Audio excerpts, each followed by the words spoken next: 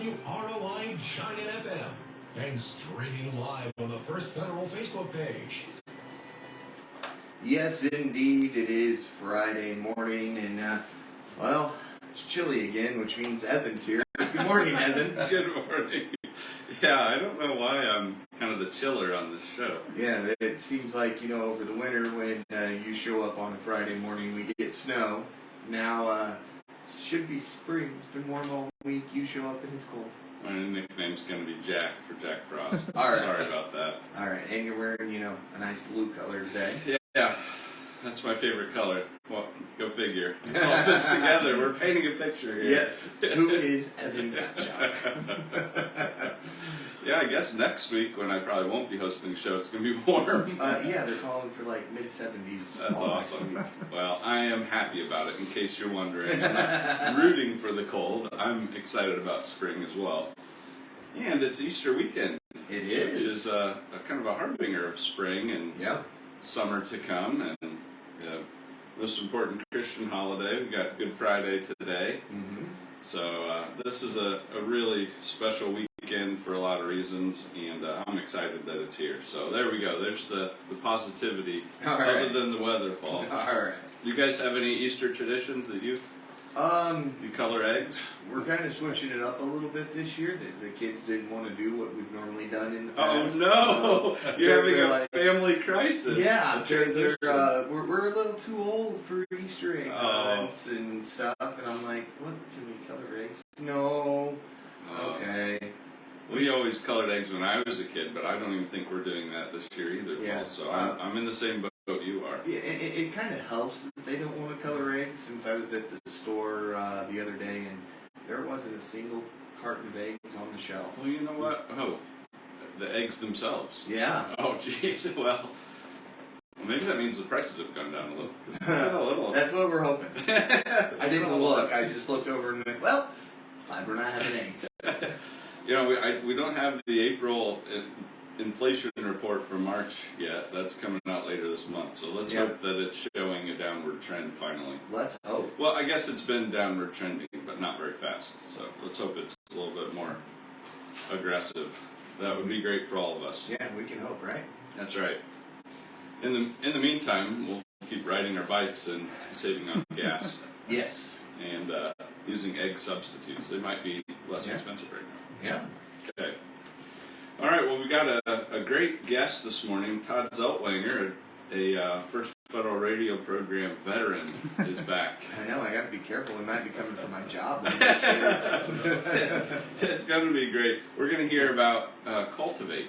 And Todd's been on to talk about Cultivate a couple different times, I think, and it's a really neat charitable organization that's serving North Central Indiana primarily, and he'll give us some updates. But it's been growing and changing some lives and supporting families, so those are all things we're excited about. Yeah. First Federal, great family fit, so we're looking forward to that in a little bit. Trivia question. Okay. This is Easter related, so all right. I was trying to glean a little information from you with my question earlier, but you didn't budge, so we'll just go right into the question. According to thetakeout.com, what's the most popular Easter candy in Indiana? Ooh. All right. What are my options? Oh, you want options? I thought he was ready to go. No. I'm trying to get comfortable with pauses in conversations. It's hard. Okay, we will give you choices, Paul. A, Reese's peanut butter eggs. Okay. Better than the peanut butter cups. That's just my opinion. I don't know why. I agree. Okay. Starburst jelly beans. Okay. Those are always good. Mm-hmm. Just Hershey's milk chocolate. The Classic. tried and true. That's right. Classic, yeah. Or Cadbury cream eggs. Those are the big eggs. I'm glad I asked for some options, because my first thought is not even on the list. Okay, what would that have been? Peeps. Yeah, that got scrubbed. I don't think, on this website, if I'm not mistaken, I don't think Peeps was number one in any of the states. All right. So, well, they're talked about so much, you so feel like they're relationship, number one. like, Yeah, you either love them or you Yeah. hate them. I don't disagree. They're always discussed at Easter time. Yes. Which is fun. Yeah. Well, some people like them a little bit, like, stay on the stale side. yeah. Mm. I'm not a fan no matter what. I mean, That's just me. Randy and I were talking about this yesterday. We'll just go get, the big fluffy marshmallows and decorate them if we want marshmallows. There you go. There you go. That's a good point. Yeah, you might need one of those little kitchen blowtorches to kind of seal the sugar on them. Yeah. That's a good I was option. watching TV last night. I saw the Cadbury Cream Aid commercial 3 different times. And it makes me chuckle every time because it's the same commercial they ran in like the 90s. Yes. Early 90s. But why change it? Because right when it comes on, you know what it is. Exactly. So, Is that a hint, Tanner? On the trivia question? maybe. All right. Okay, how are we doing for sports? This is kind of a interesting, spring. Interesting transition That's in right. sports. College basketball season is now wrapped up officially. Yes. University of Connecticut, champs yet again. 5th championship since 1998. Wow. And they don't get talked about No. like No. the Blue Bloods. I'm like, they're a blue blood. I mean, that's the definition, isn't it? Yeah. Number of championships, and they're right up there tied with Indiana now and Duke, and right on the heels of some others. I mean, just in the last decade, or not last decade, in the last 13 years, they've won 3 national titles. And this is just men's basketball. They've been dominant women's for years. It's just an interesting trend with that program. They'll win it all, and then they either miss the tournament or they're an early exit for 4 to 5 years, and then they win it all again. It seems like it's like up down. Mm-hmm. But Hurley's a good coach. Came from Rhode Island. He's got them back on track really fast. I don't see him leaving for any other jobs. So I think they're going to be a force to be reckoned with here in the next couple of years. Yeah, they don't seem to stay down for very long. No, and with the portal, I mean, they're a big name, so they can get out there and get some guys if they lose some guys.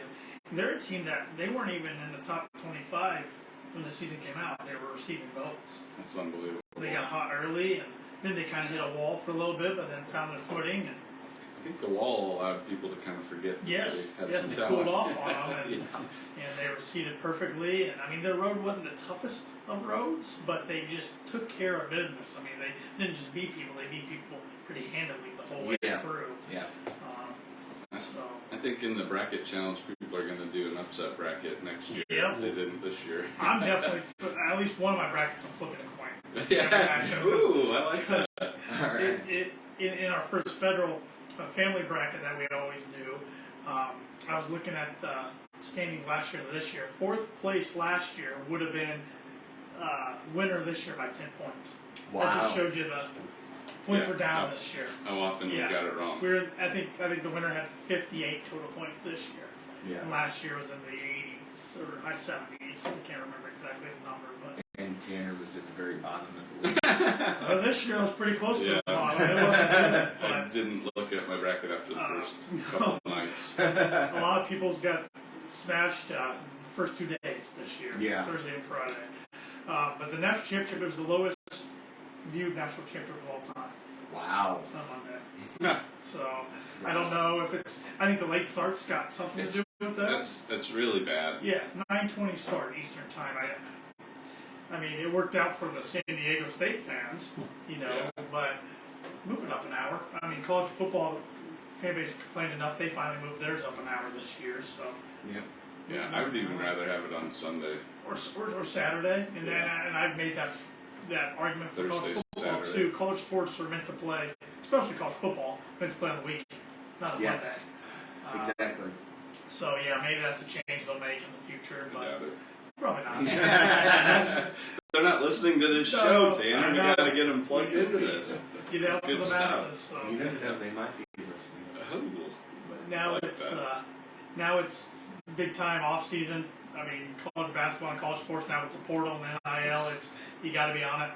You guys are already switching teams and putting their name out there, and It's still I know different than what anybody's used to. It is. Still, It is. it's going to take a long time for this to sell out, as long as they don't change something again. right.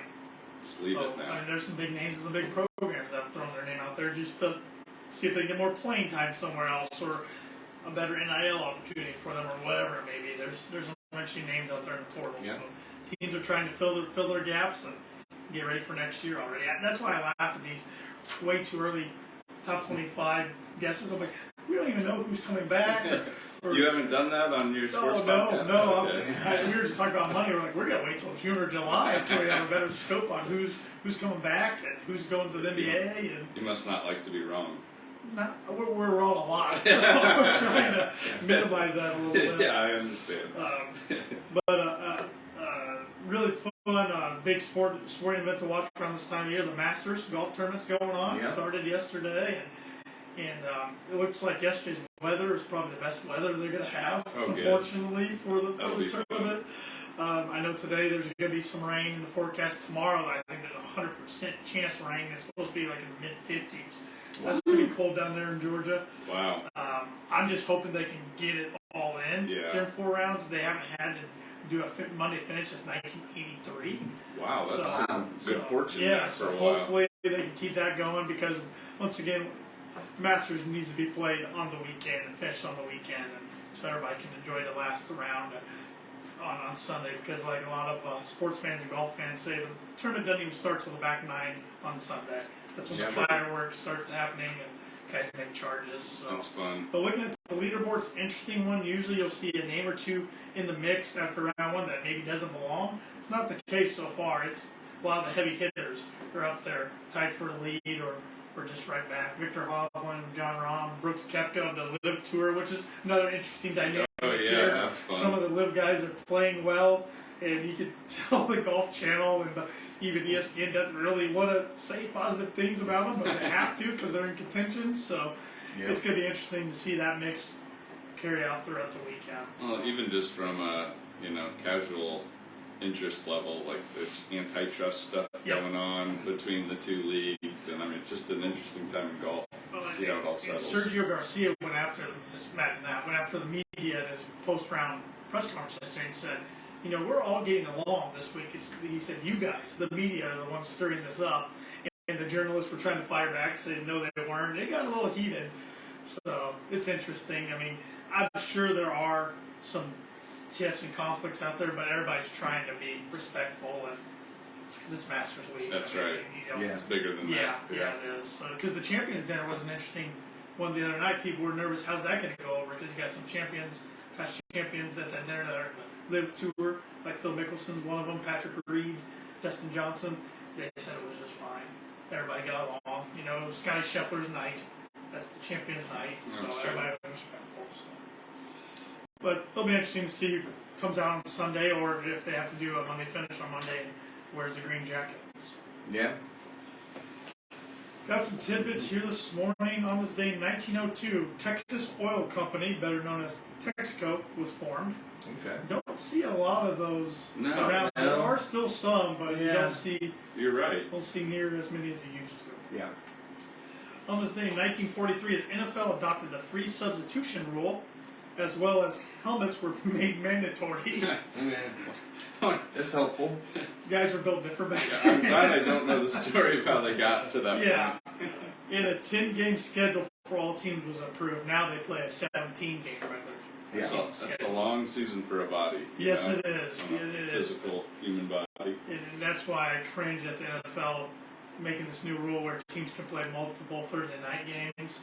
I'm like, even Sunday to Thursday, especially Monday to Thursday, is not enough for these guys' bodies to rest. Now you're telling me you can play 2 Thursdays a year. But don't you know the human mind pushes things past the limit?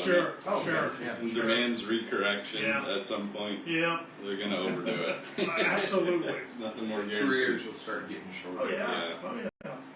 And on this day, 1969, the Internet's symbolic birth was on this day, with the publication of RFC1. Okay. Is that radio frequency channel 1? I don't know. What is it, Paul? You know this stuff. Trivia for next week. Todd Van Sickle would know. Yeah. He would. Yeah. He'd be sitting there saying, this is what it is. Yeah. And we'd go, it's more. I wouldn't have guessed it was that far back. I wouldn't 69. Yeah. It's interesting. And today's Good Friday. Yes.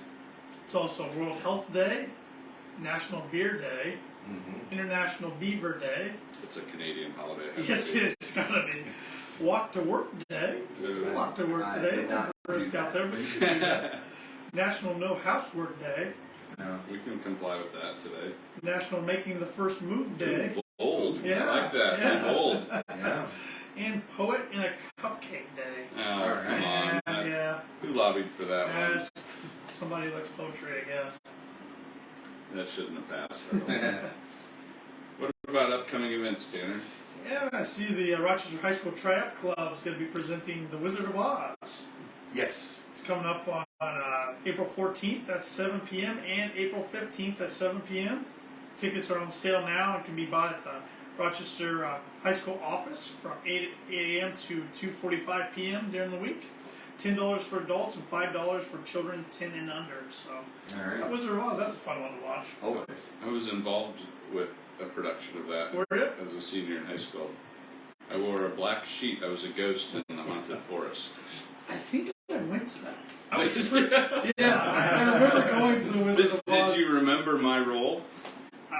Yes. Outstanding. Thank you. I thought I did a wonderful job. Yes. Yeah. Fantastic. That's a fun one. So if you Yeah, enjoy it is. plays, go support those kids. They put in hard work and always do a fantastic job. Yeah, Yep. that's a great experience just to be a part of Absolutely. putting on a production like that. It's Absolutely. neat that they're still doing things like that in school. Okay, money news. Well, we kind of had a volatile stock market this week, Paul. Yeah. You already knew that. But, the national economy is still waiting on every piece of economic news that comes out week by week or day by day just to see how things are going. And so that leads to uncertainty with the markets and where they want to make their bets and see where things might be headed. So interesting. This week there were some higher jobless claims than they expected, and lower payroll growth. So maybe the labor market's slowing down just a little, maybe. So Yeah, maybe. that's what caused a lot of confusion there. And but the S&P 500, this was its first down week, just a little bit down as well in the last 4. So Yeah. overall, I That's think good news. that means the traders are thinking positively about the information that has been coming out. Mm-hmm. And thinking of First Federal today, one thing I've had a question or two about banking. There've been a couple of in the news bank failures on the West Coast or the East Coast, and Yeah. just causes people to think, okay, what about banking? What's going on with the economy? And it's a neat opportunity to share about a bank like First Federal Savings Bank being a community bank Mm-hmm. that isn't taking some of the same risks that maybe some of these other Right. large banks that are serving specific clientele and have a very focused niche that maybe didn't work out as well. Community banks aren't like that at all, and No. that's what First Federal is. We're started in the community that we serve. We live in the community that we serve, and we are designed to support the community that we serve with financial products and relationships and advice. And so I think that's come across really strongly in the country as some of that kind of quieted down pretty quickly as people realized, okay, yeah, there's FDIC insurance up to $250,000, and what a lot of people don't know is the banks pay for that FDIC insurance, and there's never been a depositor that's lost even a penny. Yeah. With accounts that are insured. So that's just something to keep in mind. That's comforting when somebody asks you and you have the opportunity to share that with them. So I wanted to share a little bit more about who we are, and you don't need to worry about that. And you can have a lot of confidence in your community banks like First Federal Savings Bank, and we take a lot of pride in that type of operation. So it's a Wonderful Life. It's one of my favorite movies. And there's some neat scenes in that, kind of subplots about banking and things, but Yeah. we exist to support people in our community with buying homes primarily, and people trust us with their money to do that. So it's a great relationship. We've been around since 1966 and enjoying that. And I just found a folder with some of our original information It was cool. from starting the bank. So we'll be sharing that probably in the next year Pretty neat. with some of our plans. So And that also means you just said 66, so First Federal Savings Bank is older than the internet. Hey, you that's are right. Yeah. Does that mean wiser? Probably Yes. does. Yeah. Yeah. I wouldn't recall the Gentleman internet. who started it. Oh yeah, he's very wise. You're right about that. All right. Well, we do offer Simply Free checking accounts, thinking about our products, and that includes a Simply Free business checking account. A lot of banks charge some monthly fees for business services and accounts, and we've got a free business account with no monthly maintenance charge, which is unusual, and then we have a lot of services that you would desire to have as a business owner, and with very minimal subscription fees for any of those. So you ought to talk to us about that if you're paying a lot of fees for business checking. We're probably a really good fit for you.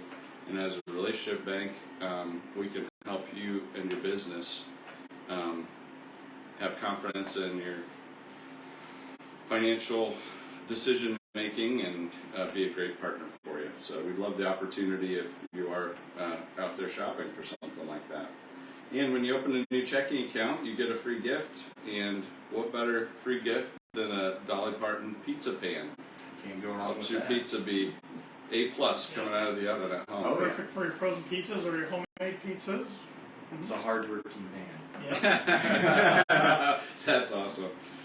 And we do have a 9-month CD special going on right now. For 9-month commitment, you can earn a 4.32% annual percentage yield on that account. And we've been opening a lot of those. It's been really popular. We've got that on our sign out there. And it's been attracting a lot of interest. We'd love to help you with that. Also, a special that we've got going on is our closed-end second mortgage. And really what that means is if you need to refinance some household debt or get some other things in order, you can get you don't have to change your regular mortgage that you have that might be at a low fixed rate right now. You don't want to lose that. You can get a second loan secured against your house. Okay.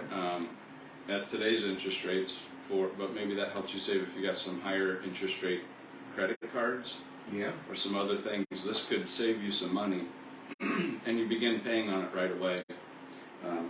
Normally they're about a 10-year loan.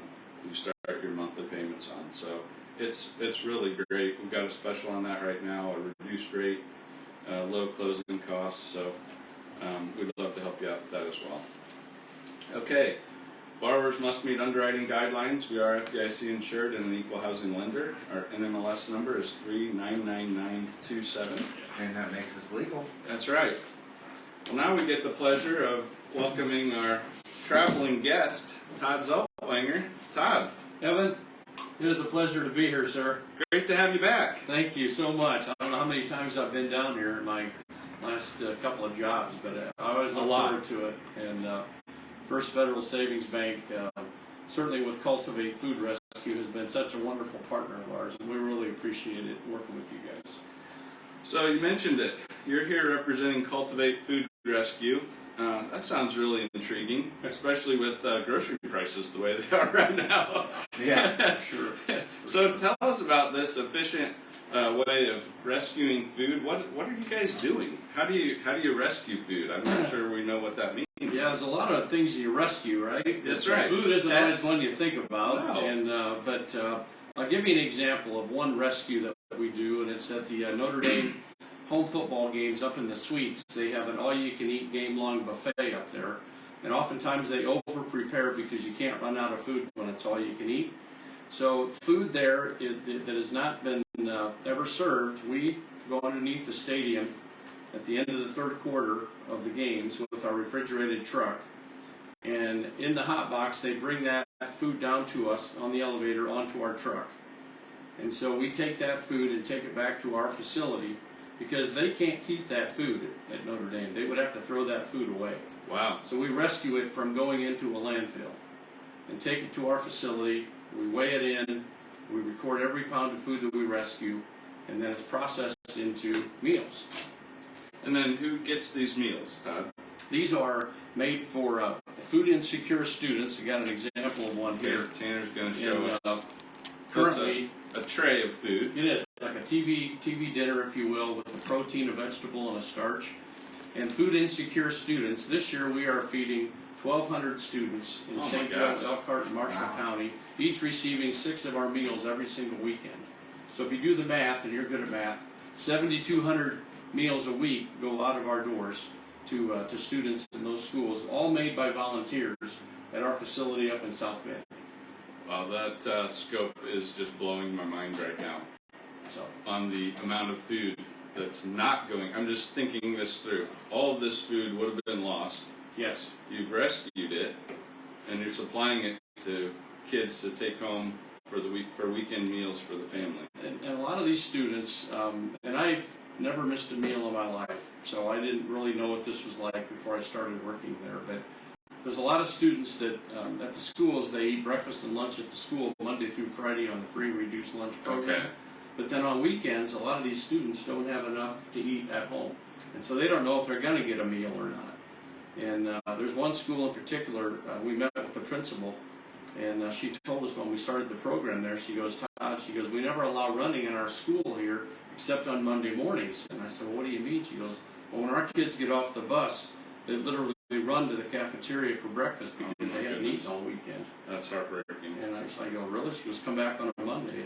I said, we did, and they run. And there's a variety of reasons for it, but we're so grateful that we're able to help bridge that gap between Friday lunch at the school and Monday morning breakfast with 6 of these meals. That's incredible. All right, so tell us, when did this idea kind of start taking form? Well, it actually, we'll be 6 years old coming up in July. And we had our 2 co-founders, Jim and Randy, came up with the idea after visiting a place down in Indianapolis called Second Helpings.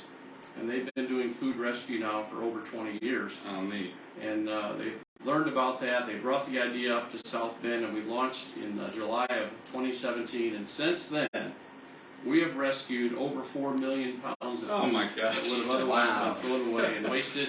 And if you think about food waste, I'll give you a pictorial, Tannerl like this. The Rose Bowl out in Pasadena. If you filled up the Rose Bowl every day with food for 1 year, that's 133 billion pounds of food in a year is what we waste in this country. Oh, that's just Wow. And yet we that's have sickening, really. families and students that don't have enough to eat. So not only do we help the students on the weekends, but we have a program to serve food pantries.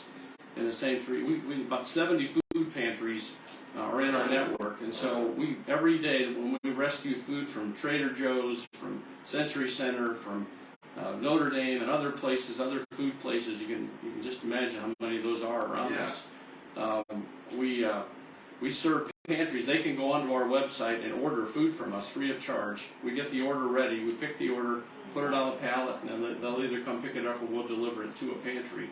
So it's giving them more food that they can make available to their clients.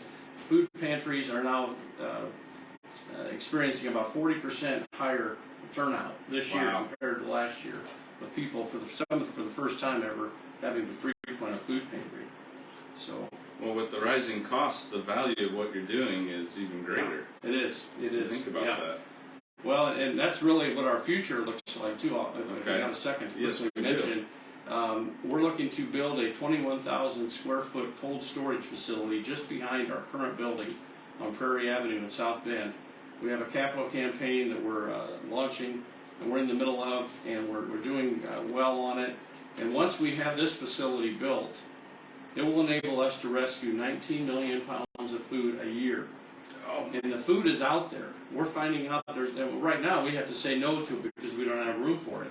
But once this facility is put in, is built, we'll be able to say yes to that food and have it come, and then we'll have so much more food that we can make available to pantries and feed more students, maybe expand our service area a bit. that's what I'm thinking. So your vision would be to continue maybe moving outward from your facility. Potentially, with yes. More food. Yes. Potentially, you could get it delivered Wider to area. a greater Yes.